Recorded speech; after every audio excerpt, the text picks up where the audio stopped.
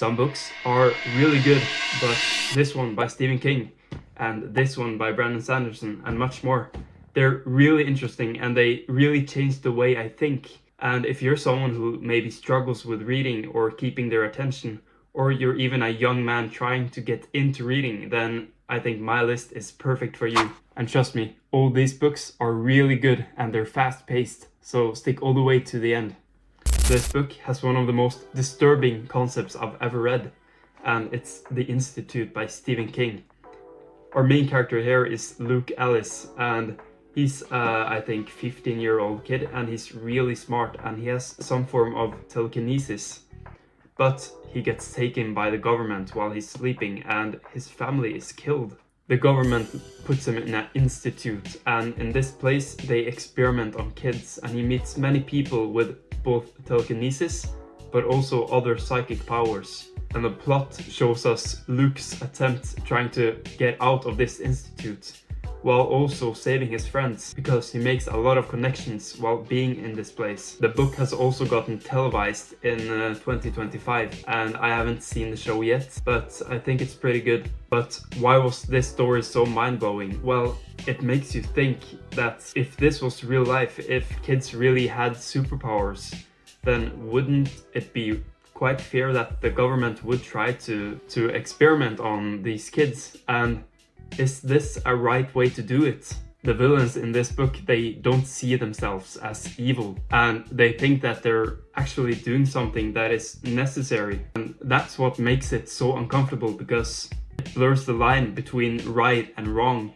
in a way that sticks with you. If you like dark stories that make you question humanity, then I think this book is really for you. This book is really long, but don't be afraid, because it's also really good. It has over 1,000 pages. You see on my book neck that it's really messed up because I loved it and I got through it really fast. It's The Way of Kings by Brandon Sanderson, and many people might say that this is talked about too much, but it's one of my entryways into fantasy, and I'm still reading the series as I'm talking to you. It's set in a massive world full of politics and characters, and especially a soldier dealing with trauma and leadership. This book goes deep into themes like pain and purpose and what it actually means to lead. And our character Kaladin, he really struggles, and it's really cool to see him go from kind of a broken man into a hero of a team. There are moments in this book where the characters, they hit rock bottom, and the way they climb back up feels excruciatingly real and empowering. Kaladin is taken prisoner and is a slave, and while being a slave, he's meeting a lot of people and he's doing really excruciatingly hard work, running with a bridge on his shoulders. And these people are really mean against him because he doesn't have blue eyes. The book doesn't just have epic battles, but it shows that you have to be a better person despite everything that happens to you. And if you want a book that's both epic and meaningful, then I think this book right here is going to hit really hard. And even though it's long, I got through it really fast, because this book has a really terrifying but also fun and scientific way of talking about aliens and the possibility of their existence.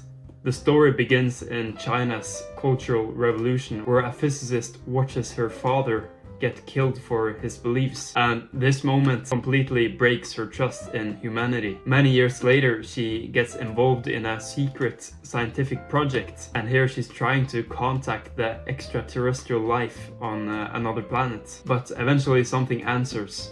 At the same time, in the present day on Earth, the scientists of the present day, their experiments, they stop making sense and results change for no reason, and it looks like reality is getting interfered with. The book starts with trauma and science, and then you get to a point where you think that humanity might not be alone and that maybe these aliens might already be watching us. Further on, there's a form of video game, and this is VR, where you experience a world that is completely unstable, and at first you don't really understand what this game is about, and a lot of people, they play this game. It's really popular. In the game we follow a scientist, and he's trying to figure out why the sun in this game is behaving really weird. And as you learn more about the world in this game, you realize that it's not just a game, but it's a warning. This book was really exciting, and even though it's hard to understand at times because there's a lot of scientific explanations in this book, then I think it's really worth the read if you're someone who likes science fiction. And as well, there's also a show about this on Netflix. This book, Warbreaker by Brandon Sanderson, has your breath and color as a form of power system. This story follows two sisters, Siri and Vivenna, and they're suddenly thrown into completely different roles. Siri, who is a young and carefree woman, is sent to marry the God King of a powerful empire. He's a ruler who is rumored to be terrifying and possibly not even human, but something higher. And Vivenna, who is the woman who was supposed to marry the God King and is taught up and has a lot of manners.